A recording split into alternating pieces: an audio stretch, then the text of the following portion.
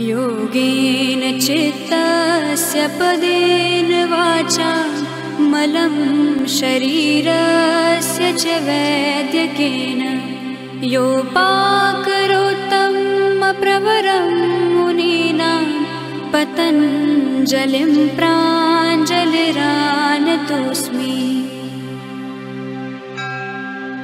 योगेन चित्तस्य पदेन वाचा मलं शरीरस्य च वैद्यकेन योपाकरोत्तमप्रवरं मुनीनां पतञ्जलिं प्राञ्जलिरानतोऽस्मि। योगेन चित्तस्य पदेन वाचा मलं शरीरस्य च वैद्यकेन योपाकरोत्तमप्रवरं मुनीनां पतञ्जलिं प्राञ्जलिरानतोऽस्मि।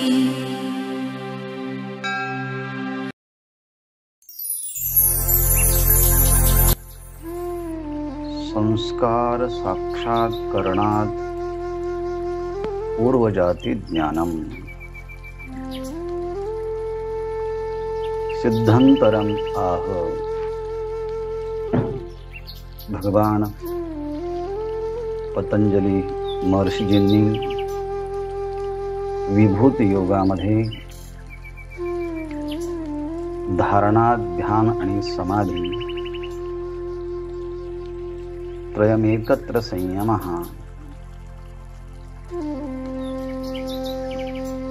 यांच्या सिद्धीद्वारे प्राप्त होणारा जो प्रज्ञा आलोक, तज्जयात प्रज्ञालोकः, आणि त्यातून प्राप्त होणाऱ्या सिद्धींचा विचार केला की ज्यामुळे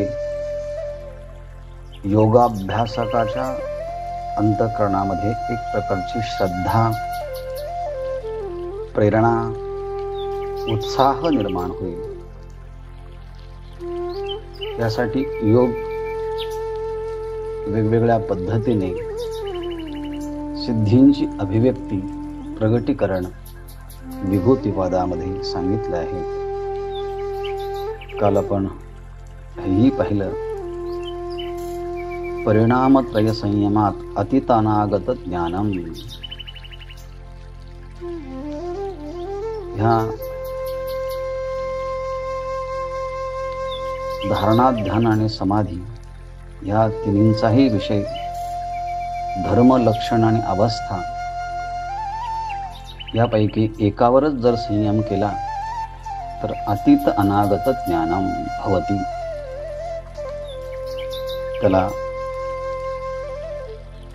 भूत आणि भविष्य या दोन्हींचंही ज्ञान योग्याला होतं। त्याचबरोबर शब्दार्थ प्रत्ययाना मितर ध्यासात संकरस्तत् प्रविभाग संयमात पूर्व संयमात सर्वभूतभूत ज्ञानम। शब्द, अर्थ आणि प्रत्यय हे वेगवेगळे असताना एकमेकांच्या मध्ये अध्यास होऊन एकत्रित होऊन भासतात, परंतु शब्दाचा अर्थ आणि त्या शब्दाचं ज्ञान यांचा प्रविभाग संयमात, ह्या तिन्हींचा प्रविभाग करून जर संयम केला तर सर्वभूतभूत ज्ञानम, शब्दाच्या वरती, अर्थाच्या वरती, प्रत्ययाच्या वरती संयम केला असताना सर्वभूतभूत ज्ञानम, सर्व प्रकारच्या प्राणीमात्रांची भाषा त्याला समजते। संत ज्ञानेश्वर महाराजांनी योगाचा 6वा अध्याय म्हणून जो प्रसिद्ध आहे त्यामध्ये योगी मुंगीचे मनोगत ओळखे अशा शब्दाचा प्रयोग केला आहे. मुंगीच्या मनामध्ये जे काही चाललेलं आहे त्या मुंगीच्या मनातलं मनोगत सुद्धा योगी ओळखू शकतो. याचं कारण सर्वभूत हृत ज्ञानम, सर्व प्राणी मात्रांचं त्याला होणारं ज्ञान. त्याचप्रमाणे आपला अनुभव सांगत असताना ही गोष्ट प्रगट केली आहे. सिद्धबेटाच्या मध्ये राहत असताना पैलतीराच्या आंब्याच्या झाडावरती बसलेला जो कावळा जेव्हा कोकत आहे आणि मला काहीतरी शिकवून सांगत आहे अशी भूमिका ज्ञानेश्वर महाराजांनी घेतली आणि त्यांच्या मुखातून शब्द बाहेर पडले. पैल तोगे काऊ कोकत आहे, शकुनागे माये सांगत आहे. त्यांच्या त्या अभंगात सांगत आहे ह्यावरून त्या कावळ्याची भाषा देखील ज्ञानेश्वर महाराजांना समजते. पण योगाची प्रक्रिया काही न सांगता एवढंच म्हटले, सांगत आहे, तो मला सांगत आहे. म्हणजे कावळा देखील बोलतो आणि काहीतरी सांगू शकतो, परंतु त्याची भाषा समजण्यासाठी आपल्याला धारणा, ध्यान आणि संयम यांचा अभ्यास असेल तर सगळ्या प्रकारच्या भाषा समजू शकतात. देवतादिकांची भाषा समजू शकते. एवढंच काय, योगाचा अभ्यास केल्यानंतर प्राप्त होणारी ही संवेदनशीलता इतकी सूक्ष्म होत जाते की प्राणी मात्रांची भाषा त्याला सहज अवगत होऊ शकते. याचं उदाहरण म्हणजे आपल्याच जवळ असणारे जे काही जे पाळीव प्राणी आहेत ते अतिप्रेमात आले, प्रेमात त्यांचा संबंध आला की त्यांची भाषा सुद्धा आपल्याला आता समजू शकते. ह्यावरून योगाचा अभ्यास करणाऱ्या साधकांनी नाही आपल्याला सगळ्या प्राणी मात्रांची भाषा समजली, पण किमान आपल्या आजूबाजूला असलेले जे काही मनुष्य आहेत त्यांच्या अंतःकरणातली भावना जरी समजली तरी योग अभ्यासाचं फलनिष्पत्ती झाल्यासारखं निश्चित होऊ शकेल. याप्रमाणे सर्व भूत हृत ज्ञानम, सर्व प्रकारच्या प्राणी मात्रांची ज्ञानाची भाषा त्याला समजते आणि तो तशा प्रकारची प्रतिक्रियाही व्यक्त करू शकतो. या संबंधाने प्राणी मात्रांच्या भाषेवरून एक नवीन शास्त्र, नवीन म्हणजे एक शास्त्रही उपलब्ध आहे की या प्राण्याच्या आवाजावरून काय अनुमान करायचं, त्या प्राण्याच्या आवाजावरून काय अनुमान करायचं. अर्थात हे शुभ शकुन आणि या संबंधाचे शकुन शास्त्राचा विचार सुद्धा या प्राण्यांच्या आवाजावरून केला जातो. त्याचप्रमाणे हे एका सिद्धीचा विचार आता ह्या सूत्रामध्ये सांगतात. संस्कार साक्षात करणात पूर्वजाती ज्ञानम. संस्कार साक्षात करणात, धारणा, ध्यान आणि समाधी या तिन्हींचा संयम अंतःकरणामध्ये असलेल्या संस्कारावरती जर केला तर त्या संस्काराच्या वर झालेल्या संयमाच्या द्वारे आपल्याला आपल्याच स्वतःचं किंवा दुसऱ्याचं सुद्धा पूर्वजती ज्ञानम भवती, त्याला स्वतःचं आणि दुसऱ्याच्या जीवनाचं ज्ञान, पूर्वजातीचं ज्ञान त्याला प्राप्त होतं. कारण असा एक नेम आहे,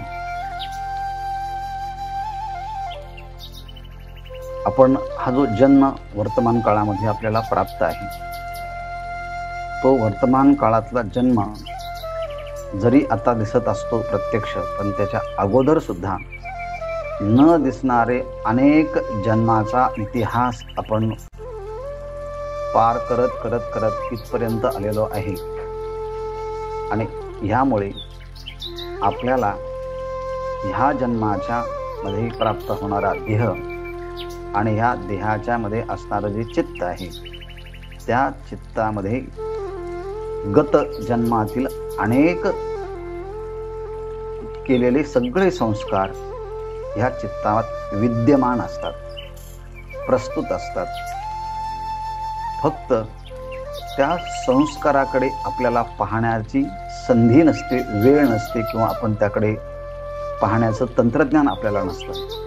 पण योगी मात्र संयमाद्वारे त्या चित्तामध्ये असलेल्या संस्काराच्या नुसार संयमन करतो आणि त्यानुसार पूर्वजन्मामध्ये आपण कोण होतो, कुठे होतो, कसे होतो, कोणाच्या घरी जन्माला आलो होतो, कोणते माता पिता होते, त्यांच्या माध्यमातून आपल्याला तिथे कोणकोणते संस्कार झाले होते आणि त्या संस्काराची परिणती आता ह्या जन्मामध्ये कशी आहे. म्हणजे ह्या संस्कारावरून योग्याला भूतकाळातील सगळ्या जन्मजन्मांतराचा हा इतिहास त्याच्या दृष्टिक्षेपात येतो, हे अनुमानाच्या द्वारे. कारण अनुमानाने काही गोष्टी समजतात. एखादा मनुष्य धष्टपुष्ट आहे आणि दिवसभर काहीही खात नाही, असं म्हणून मी काही खात नाही असं म्हणून सांगत असेल तर मनुष्य अनुमान करतात की हो, दिवसा हा काहीही खात नाही. पण ज्या अर्थी धष्टपुष्ट दिसतोय ना, त्या अर्थी तो दिवसा भोजन करत जरी नसला तरी रात्री भोजन करतो, याचं अनुमानाने आपल्याला हे सिद्ध करता येतं. त्याप्रमाणे आपल्या चित्ताच्या मध्ये असणारे अनंत जन्माचे संस्कार आणि ते संस्कार चित्तामध्ये इतके सूक्ष्म असतात की ते दर्शन वर्जिता. व्यास महर्षींनी म्हटलं आहे की आपल्याला ते डोळ्यांनी दिसत नाही. पण डोळ्याने जरी दिसत नसले तर निरोध धर्म संस्काराः परिणामोऽथ जीवनम चष्टा शक्तिश्च चित्तस्य धर्मा दर्शन वर्जिताः. अर्थात निरोध, धर्म, संस्कार, परिणाम, जीवन, चेष्टा आणि शक्ती हे चित्तामध्ये 7 प्रकारचे धर्म, अर्थात त्याला चित्त धर्म असं म्हणतात, हे आपल्या चित्तामध्ये सूक्ष्म रूपाने असतात. आणि ते प्रत्यक्ष जरी होत नसले तरी ते अनुमानाने समजतात. त्याला बाय इन्फरन्स असं इंग्रजीमध्ये म्हणतात. आणि त्या अनुमानाने आपल्याला समजल्यानंतर त्यावरून आपल्याला कोणते संस्कार कोणत्या जन्मात झाले आहे हे कळू शकतात. आणि म्हणून ह्या 7 गोष्टीपैकी ह्या सूत्रामध्ये पतंजली महर्षींनी फक्त संस्कार ह्या एकाच चित्त धर्माचा स्वीकार करून त्याचा संयम करून त्या संस्काराचा साक्षात्कार झाला असताना पूर्वजन्मातलं ज्ञान होतं, अशा प्रकारचं अभिव्यक्तीकरण या ठिकाणी केलेलं आहे. चित्ताच्या मध्ये ह्या सूत्रामध्ये सांगितले 2 प्रकारचे संस्कार आहेत. एक आहे वासनारूप संस्कार आणि दुसरा आहे कर्माशय रूप संस्कार. म्हणून खलु आम्ही संस्काराः द्वये, हे संस्कार 2 प्रकारचे आपल्या अंतःकरणामध्ये असतात. पहिलं सांगितलं क्लेश स्मृती क्लेश हेतवाः वासनारूपाः. आपल्या ह्या शरीराच्या मध्ये जे काही अविद्या, अस्मिता, राग, द्वेष, अभिनिवेश हे क्लेश आहेत आणि ह्या क्लेशांचे संस्कार आपल्या चित्तामध्ये आहेत. या क्लेशांच्या द्वारे प्राप्त होणारे संस्कार आणि त्याचप्रमाणे आपल्याला प्राप्त होणारी जी वर्तमान काळातली जी स्मृती आहे त्या सगळ्यांच्या वरून आपल्या अंतःकरणामध्ये एक प्रकारची वासना आणि ह्या वासनेच्या अनुसार आपल्याला वेगवेगळ्या प्रकारची कृती करत असतो आपण. ह्याप्रमाणे या अविद्या, अस्मिता, राग, द्वेष, अभिनिवेश हे क्लेश आणि ह्या क्लेशांच्या द्वारे होणारी सुखदुःखाची स्मृती आणि ह्या सुखदुःखाच्या स्मृतीवर झालेले स्मृती, त्याचे झालेले संस्कार आणि ह्या संस्काराच्या वरती केलेलं संयम, यावरूनही योग्याला भूतकाळातील पूर्वजातीचं ज्ञान होतं. दुसरे आहे विपाक हेतवाः धर्माधर रूपाः. दुसरं आहे कर्माशय रूपी संस्कार.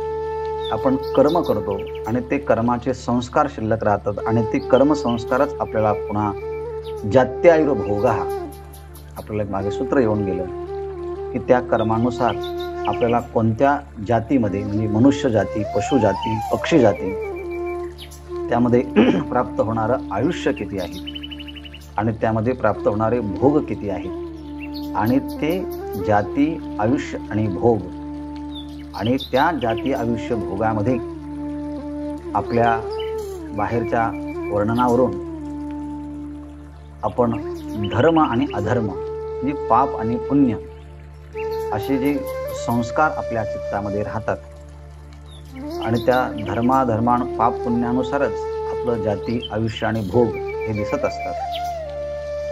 ते दोन्ही प्रकारचे संस्कार पूर्वभवाभिः संस्कृताः, त्याप्रमाणे हे पूर्वजन्मातील असणारे हे संस्कार, परिणाम, चेष्टा, निरोध, शक्ती, जीवन, धर्म हे अपरिदृष्ट चित्त धर्माः, हे प्रत्यक्ष आपल्याला दिसत नाही, परंतु तेषु संयमाः, संस्कार साक्षात क्रियायैः समर्थाः च, परंतु ह्या दोन्ही प्रकारच्या संस्काराच्या वरती संयम केला असताना तेषां साक्षात्करणम, त्यांचं साक्षात्कार झालं असताना हे आपल्या चित्तातील संस्कार पूर्वी कोणत्या देशामध्ये, कोणत्या कालामध्ये आणि कोणत्या निमित्ताने निर्माण झाले आहे. म्हणून वर्तमान काळामध्ये आपण आणि आपलं चित्त म्हणजे मागच्या अनंत जन्माच्या संस्काराचा समुच्चय आहे. म्हणून कोणत्या काळामध्ये मनुष्य कसा वागतो काही सांगता येत नाही. आणि जेव्हा मनुष्याचे धर्म सोडून पशुपक्ष्यांसारखं वागायला लागतो तेव्हा मनुष्य रागवून कधी कधी म्हणतो, अरे गाढवासारखा काय ओरडतो, कुत्र्यासारखा काय खेकसतो. अर्थात हे सगळे धर्म त्याला मागून आलेले आहेत. मांजरीसारखा काय ओरबडतोस. अर्थात हे सगळे शब्दांचा प्रयोग जेव्हा करतो तेव्हा नकळत आपण कधीतरी या योग्यांची परिभाषा वापरत असतो, पण आपण काय बोलतो याचं आपल्याला ज्ञान नसतं. ह्याप्रमाणे देशकाल निमित्तानुभवैः, देश, काल आणि निमित्त यांच्या निमित्ताने ते सगळे संस्कार झालेले असतात आणि त्याचे सगळेचे सगळं पूर्वजाती ज्ञानम उत्पद्यते, त्याला पूर्वजाती ज्ञान प्राप्त होतं. आणि हा अनुभव योग्यांना जास्त असतो. म्हणून प्राप्त सूत्राच्या ठिकाणी एक श्रद्धा, विश्वास जास्त उत्पन्न व्हावा ह्याकरिता पतंजलींच्या ह्या सूत्रावरती भाष्य करताना व्यासजींनी पूर्वीचे 2 योगी महर्षींचे संवाद प्रगट केले आहेत. एक महर्षी आटव्य आणि महर्षी जिगीषव्य या दोघांचा संवाद दिला आहे आणि पूर्व कल्पांच्या मध्ये झालेल्या अनुभवाचं विशदीकरण, विवरण त्यांनी ह्या सूत्राच्या मध्ये भाष्य करताना व्यासजींनी दिलं. आणि आपण अनेकदा ऐकलं असेल की तुकाराम महाराजांच्या शिष्या संतश्रेष्ठ बहिणाबाई यांनी आपल्या अभंगगाथेमध्ये आपल्या पूर्व 13 जन्माचा वृत्तांत दिला आणि 13 जन्मात मी कोणत्या गावात, कोणत्या आईवडिलांच्या ठिकाणी किती काळ होते, माझं नाव काय होतं आणि तो सगळा वृत्तांत त्याने दिला. त्याला म्हणता येईल की त्यांनी हे कसं काय केलं. तर जर आपण योगाचा अभ्यास, सूत्रांचा अभ्यास केला असेल तर आपण पटकन सांगूया. संस्कार साक्षात्करणात पूर्वजाती ज्ञानम. या संस्काराचं साक्षात्करण म्हणजे आपल्या चित्तातील संस्काराच्या वरून आपण हे मागच्या जन्मात कोण होतो हे समजू शकतो. या प्रकारचं हे पूर्वजाती ज्ञान आहे. संतांना पूर्वजाती ज्ञान होतं आणि म्हणून तर ते म्हणतात की मागच्या जन्मामध्ये आम्ही देवाच्या बरोबर होतो, जे जे झाले अवतार तुका त्यांचे बरोबर, ही भूमिका त्यांनी घेतली आहे. जसं स्वतःच्या चित्ताच्या संस्काराच्या वरती संयमन केलं असताना पूर्वजाती ज्ञान होतं, तसंच प्रत्ययस्य पूर्वचित्त ज्ञानम परचित्त ज्ञानम. परचित्त ज्ञानम त्याचप्रमाणे पर म्हणजे दुसऱ्याच्या चित्ताला आलंबन केलं असताना त्या परचित्ताच्या आलंबनाच्या म्हणजे समोरच्या व्यक्तीच्या चित्तावर आपण आलंबन केलं म्हणजे धारणा, ध्यान आणि संयम हे विचाराच्या द्वारे जर संयम केलं तर त्या संबंधाने सुद्धा परचित्त ज्ञानम, योग्याला दुसऱ्याच्या चित्तामध्ये काय चाललेलं आहे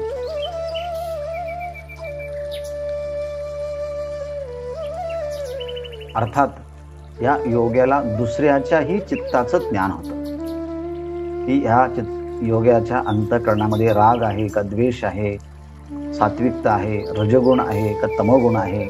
अर्थात हे गुण, गुणांचे आविष्कार, गुणांचे धर्म याचं त्यांना ज्ञान होतं. एवढंच नाही तर डोळे, मुख, शरीराचे हावभाव किंवा सामुद्रिक लक्षणं ह्या सगळ्यांच्या द्वारे होठ, दात, नाक, डोळे, कान ह्या सगळ्यांच्या वरूनही योग्याला त्या समोरच्या व्यक्तीच्या ठिकाणच्या परचित्त ज्ञानम, दुसऱ्याच्या चित्ताच्या मध्ये असलेलं ज्ञानाचा अनुभव येतो. म्हणजे स्वतःच्या पूर्वजन्माचं ज्ञान होतंच होतं, पण दुसऱ्याच्या चित्तामध्ये जर संयम केला असताना तिथे सुद्धा आपल्याला ज्ञान होतं. याचा अनुभव खूप अवघड आहे असं काही नाही. आपण जर समोरच्या व्यक्तीच्याकडे 2 मिनिटं लक्ष केंद्रित केलं तरी कधी कधी आपल्या सहज लक्षात येतं की हा मनुष्य काय विचारणार आहे, आणि आपण पाहिल्याबरोबर कल्पना येते की हा मनुष्य हाच प्रश्न विचारणार आहे, तर बरोबर तोच प्रश्न विचारतो. अर्थात ही परचित्त ज्ञानम आपण सुद्धा थोडासा धारणेचा अभ्यास केला तरी होऊ शकतं. म्हणून UPSC MPSC करणाऱ्या विद्यार्थ्यांना धारणा, ध्यान आणि समाधी ह्या योग प्रक्रियेचा अभ्यास करून असं प्रशिक्षण कधी कधी देण्याची संधी मिळाली तर अवश्य दिलं पाहिजे. की आपण जर इंटरव्ह्यूला गेलात आणि बोलणाऱ्याच्या चित्ताच्या ठिकाणी थोडं संयम केलं की आता हा काय प्रश्न विचारणार आहे किंवा याने असाच प्रश्न विचारावा, अशा स्वरूपाचा जरी ही योग प्रक्रियेने अभ्यास केला तर तशाच प्रकारचा प्रश्न तो विचारू शकेल. त्याला म्हणायचं परचित्त ज्ञानम. याप्रमाणे प्रत्ययस्य परचित्त ज्ञानम आणखीही काही अशाच प्रकारचा सिद्धींचा विचार पुढे येणार आहे, तो आपण क्रमशः पाहूया.